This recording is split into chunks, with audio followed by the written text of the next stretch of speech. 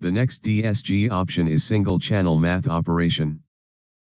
This is used to apply some basic math operation on the current DSG channel before it is output to PC signal for processing.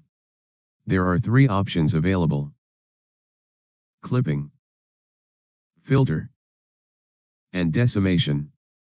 For example, let's select clipping for channel 1 of sine wave. Next, turn on clipping at max threshold of 0.5. Close channel 1 menu. We will not clip channel 2 in this example.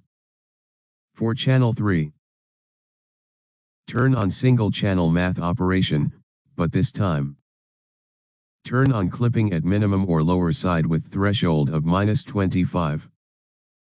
Again, click play to generate the time history and PSD of this DSG signal.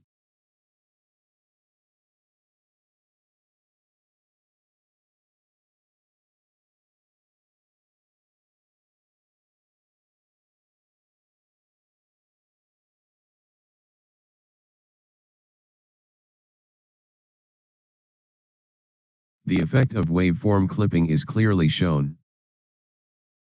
For channel 1, its upper side is now clipped at 0.5.